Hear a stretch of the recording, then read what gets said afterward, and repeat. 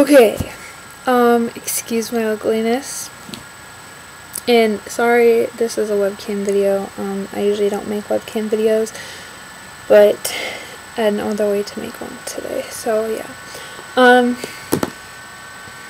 really sorry I hadn't uploaded that one video that I had already made of me reading you a baby book, but I'm going to make a different one. I'm going to read you some poems, like silly poems, from written by Shel Silverstein. But yeah, so just let me find. Okay, this one's called Somebody Has To. Somebody has to go polish the stars, they're looking a little bit dull. Somebody has to go polish the stars for the eagles and starlings and gulls. Have all been complaining they're tarnished and worn. They say they want new ones we cannot afford. So please get your rags and your polishing jars. Somebody has to go polish the stars. And I only read you that one because I thought it was a cute one. Just see if there's any more in this one.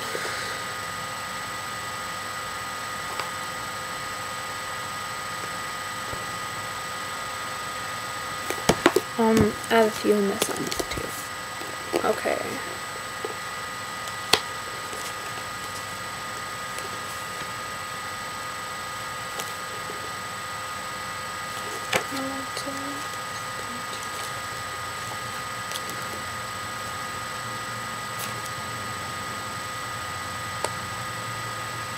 Okay. This one's called Red Flowers for You.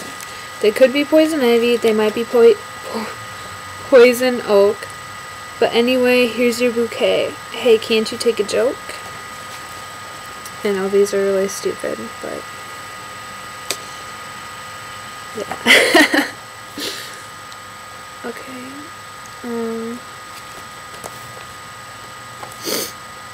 This one's called A Battle in the Sky. It wasn't quite day and it wasn't quite night, 'cause the sun and the moon were both in sight. A situation quite alright, with everyone else but them. So they both made remarks about who gave more light, and who was the brightest and prettiest sight. And the sun gave a bump, and the moon gave a bite, and the terrible sky fight began. With a torch and a sizzle, a screech and a shout, across the great heavens they tumbled about, and the moon had a piece of the sun in its mouth, while the sun burned the face of the moon. And when it was over, the moon was rubbed red, and the sun had a very bad lump on its head. And all the next night, the moon stayed home in bed, and the sun didn't come out till noon. Yeah, I don't know.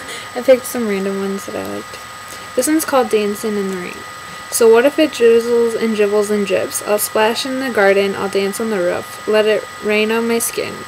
It can't get in, I'm waterproof. And this one's just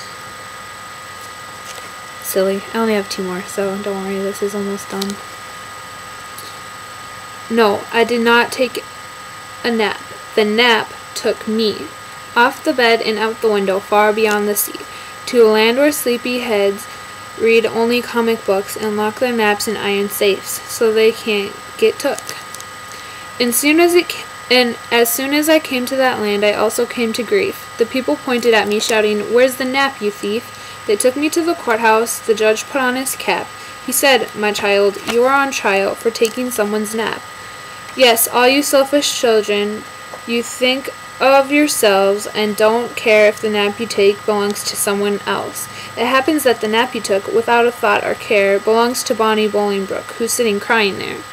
She hasn't slept in quite some time, just see her eyelids flap. She's tired and drowsy, cranky too, 'cause guess who took her nap?" The jury cried, "You're guilty, yes, you're guilty as can be.